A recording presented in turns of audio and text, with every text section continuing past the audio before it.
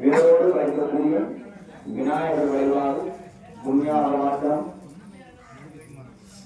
வரசித்தி வாராகி அம்மனுக்கு பச்சாசனம் பச்சமாவரணம் சொல்லக்கூடிய மந்திரங்களினாலே ஆசனங்களையும் ஆவரணங்களையும் காட்டி கலக்கத்திலே வாராகி அம்மனை வழிபட்டு அக்னியிலே முதலிலே மகாகணபதி ஹோமம் மகாலட்சுமி ஹோமம் மற்றும் பரிவார தெய்வங்களுடைய ஹோமங்களை தொடர்ந்து தற்பொழுது வரசித்தி வாராகி அம்மனுடைய யாக வேள்வி நடைபெற்று கொள்கிறது. வாராகி அம்மன் ஜெயத்துக்கு உரியவர், வெற்றிக்கு உரியவர். வேண்டுவோருக்கு வேண்டும் வரங்களை எல்லாம் வாரி வாரி வழங்கக்கூடியவர். அன்னை தாய், ஒரு தாய் தன்னுடைய குழந்தைக்கு எப்படி பரிவோடு கேட்டதை கொடுக்கிறாளோ அதே மாதிரிதான் வாராகி அம்மன். அந்த வாராகி அம்மனை மனம் உருகி நாம வேண்டப்போ நம்முடைய வேண்டுதல்கள் நிச்சயம் பலித்தமாகும். வேண்டுதல்னா வேண்டுதல் மட்டுமல்ல, உடம்பும் மனசும் ஒன்றிணைந்து ஒன்றி பக்தியோட அம்மன்கிட்ட வேண்டுதல். ஆனா மனசு வெளியே இருக்கும், உடம்பு இங்கேதான் இருக்கும், மனசு அளவாக்கிங்க. சரீரம் இங்க இருந்தாலும் நம்முடைய நினைவுகளும் எண்ணங்களும் மனசும் வேற வேற சிந்தனையோட அளவாக்கிக்கிறது. பக்திங்கிறது அல்ல, உடம்போட ஒட்டி இருக்கிறது. நாங்க இப்ப வரசித்தி வாராகி அம்மனுடைய ஆலயத்துல இருக்கிறோம். ஆலயத்திலையும் யாக வேள்வி நடந்து கொண்டிருக்கின்ற அந்த ஒரு இடத்துல இருக்கிறோம். நல்லதொரு அறிவுரைகள் இருக்கக்கூடிய ஒரு இடத்துல இருக்கிறோம். வாராகி அம்மன் நல்ல திருப்பூரத்துல கூப்பிட்டுருக்கோம். கூப்பிட்டுருக்க அந்த அம்மன்கிட்ட நம்முடைய வேண்டுதலும் பிரார்த்தனையும் வைக்கிறாங்க. ஒவ்வொருத்தருக்கும் ஒவ்வொரு விதமான வேண்டுதல், எல்லாருக்கும் ஒரே வேண்டுதல் இல்லை, ஒரே விதமான பிரார்த்தனை இல்லை. ஒவ்வொருத்தருக்கும் ஒவ்வொரு விதமான பிரார்த்தனைகளும் வேண்டுதல். ஆனா நான் பிள்ளைகளை கோயில் கொண்டேன், கும்பிட்டேன், நினைச்சது நடக்கல. காரணம் என்னன்னா மனம் உருகி வேண்டுதல். அம்மன்கிட்ட எடுக்கிறதே முழு சரணாகதி. முழு சரணாகதினா அரமணத்தோட வேண்டுறதோ இல்ல அறக்குறையா வேண்டுறதோ இல்லை. அம்மன் தான் நமக்கு சரணாகதி. அம்மன் தான் நமக்கு துணை. அம்மன் தான் நமக்கு எல்லாமே தெரிஞ்சு பரிபூர்ணமா நம்புறது. அந்த நம்பிக்கை தான் நமக்கு வரமாக நாம வேண்டுதலின் பலனாக கிடைக்கும். அந்த முழு மனசோட வேண்டுதல் தான் அம்மா நம்மகிட்ட எதிர்பார்க்கிறதே.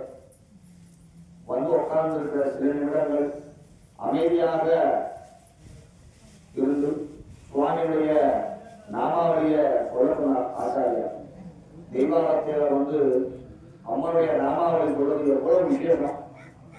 ஒரு குழந்தை தன் தாய் பேர் சொல்லி அழைப்பத ஒரு தாய் எவ்வளவு விரும்புவாளோ அதை விட அதிகமாக விரும்புகள் வரசித்தி வாராகி அம்மன். தெய்வ நாமாவளி சொல்ல வாய்ப்பு கிடைக்காமதான் நல்லா சொல்லுங்க. அதுவும் ஆலயத்துல சொல்றது நல்ல விஷயம்.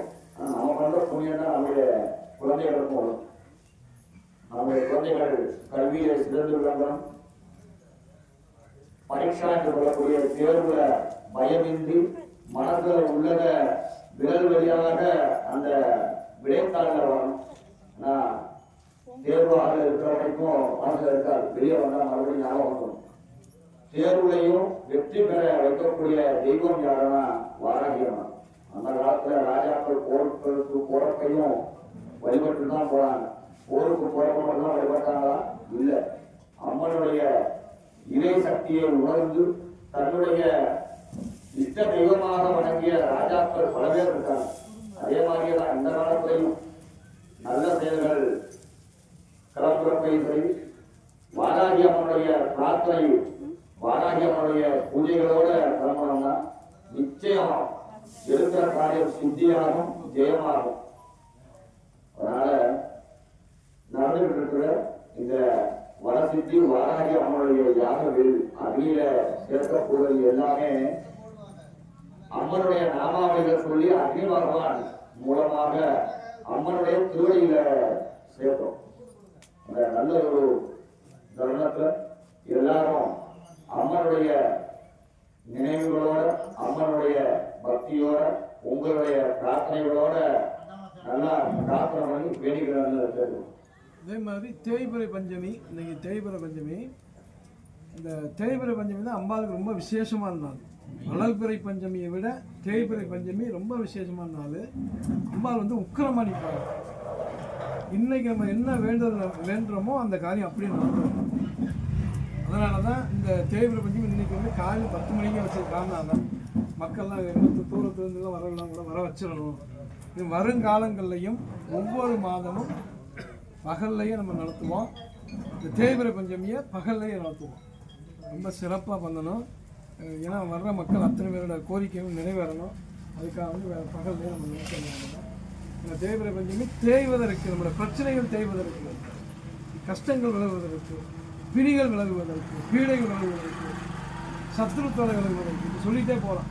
அத்தனை காரியங்களும், நம்மளை நெருங்கி இருக்கிற பிரச்சனைகளும், காரிய தடைகளும், சுபமங்கல காரிய தடைகளும், கல்யாணமே ஆகாமல் இது, குழந்தைகள் இல்லை, இத்தனை மக்கள் இன்னும் போராட்டங்கள் நிறையா இருக்குது.